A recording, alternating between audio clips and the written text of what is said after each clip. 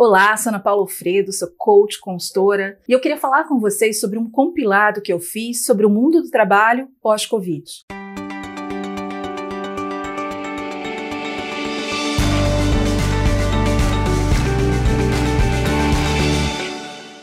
Eu sei que a gente já falou bastante de pandemia, de tudo que mudou. E, na verdade, no mundo do trabalho, que a maior aceleração foi, sem dúvida nenhuma, a implementação dessas práticas de home office. De um dia para o outro, escritórios inteiros foram realocados para sala, cozinha, quarto, espero que no banheiro. E os funcionários tiveram que conviver, com o trabalho dentro de casa. Várias plataformas começaram a funcionar, todos que tivemos que reaprender o novo ABC corporativo virtual.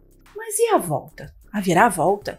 E voltar de onde para onde? Eu já ouvi CEOs dizendo que as mudanças vieram para ficar, que suas empresas nunca mais serão como eram antes. Será? Como em toda grande transformação, o pêndulo vai e depois ele volta, Ele volta com os aprendizados, com a experiência, com tudo que está acontecendo no dia a dia. Eu pesquisei bastante em sites de várias organizações, como a Mercer, a Deloitte, BCG, e eu fiz um pequeno apanhado de algumas mudanças que realmente vieram para ficar. E outras a gente só vai saber com o tempo. Então, uma coisa que é importante a gente saber é o trabalho remoto veio para ficar. Isso não significa que 100% das pessoas de um departamento trabalharão remotamente, mas estimativas mais modestas assumem que pelo menos 20% da força de trabalho não voltará mais para uma rotina de escritório diária. E isso considerando pelo menos 70% dos departamentos que vão ter trabalhadores remotos, pelo menos parte do tempo ou parte do ano, Porque o tempo às vezes se tem uma sazonalidade. As combinações serão grandes, então vão ter trabalhadores que vão trabalhar integralmente de casa, outros que trabalharão totalmente do escritório, outros que trabalharão em turnos. E a variação vai depender da época, da função, dos projetos, do tipo de empresa, do tipo de negócio. Os espaços corporativos vão sofrer também uma grande mudança. Eles devem ser reduzidos e principalmente reformatados. Menos gente no escritório, não tem tanta necessidade de um lugar fixo para cada pessoa.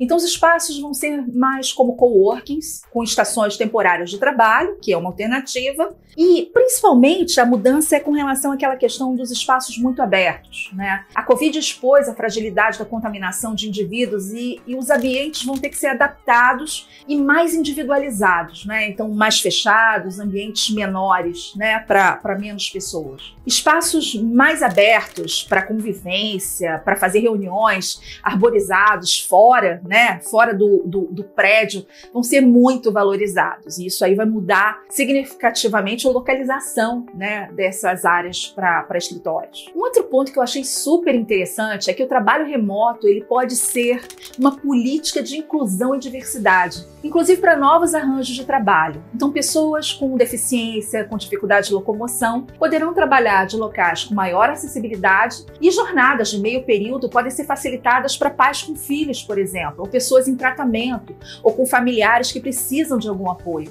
A estrutura já foi toda montada, hoje em dia essa adaptação é muito mais fácil. Os contratos, as regras de trabalho vão ter que sofrer ajustes. E é claro que obedecendo à legislação trabalhista, que também vai ter que se adaptar. E cada país vai ter que entender como isso vai funcionar, porque tem que ter revisão de custo de transporte, vale-refeição, substituição por alimentação, seguro, benefício. Agora, isso não é só fora, As interações entre os trabalhadores, entre os times, a relação líderes subordinados também vão ter que ser adaptadas. Cada vez mais pessoas que nunca se viram pessoalmente vão precisar trabalhar juntas, se engajar, se relacionar e gerar resultados. A flexibilidade de horários, ajustes às rotinas familiares vão ser rediscutidas, Principalmente quando as crianças voltarem às aulas, como também os horários flexíveis, horários comuns de trabalho para que as pessoas possam trabalhar juntas. Uma outra coisa é o horário. Hoje, com esses arranjos em home office, as pessoas parecem que estão trabalhando muito mais. Então vão ter que acordar um horário de entrada e de saída, como é que vão ser as pausas,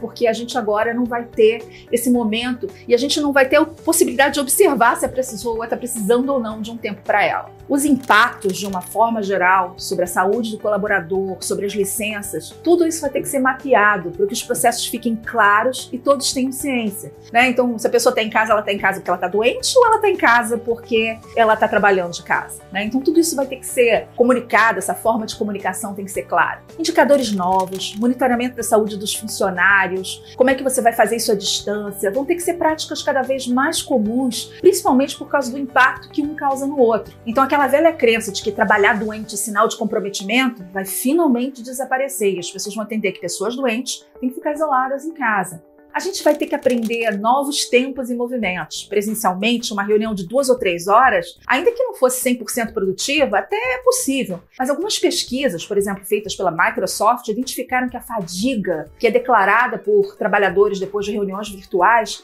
ela consegue ser examinada até pelo mapeamento dessas ondas cerebrais. E muito mais vai ser descoberto quando esses novos estudos vão divulgando seus resultados. Um fator que eu me preocupo pessoalmente é com o estilo diferente das pessoas. Para alguns, o trabalho é remoto, focado, é fonte de energia, gera motivação, a pessoa se sente produtiva. Para outros, na verdade, isso gera uma desconcentração, um desconforto, que exige um grau de esforço extra para trazer resultados. Como é que a gente vai adaptar isso? Como é que a gente vai adaptar essas práticas para a gente conseguir aproveitar sempre o melhor de cada um?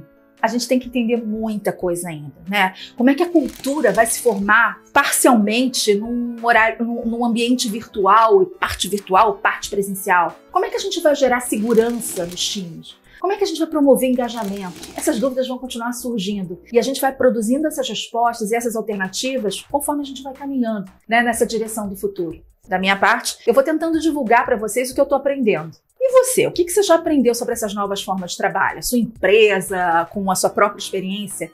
Compartilhe conosco, compartilhe com quem você conhece e mantenha-se conectado. Site, rede social, várias formas de interação virtuais, mas todas elas feitas com bastante carinho para vocês. Até a próxima!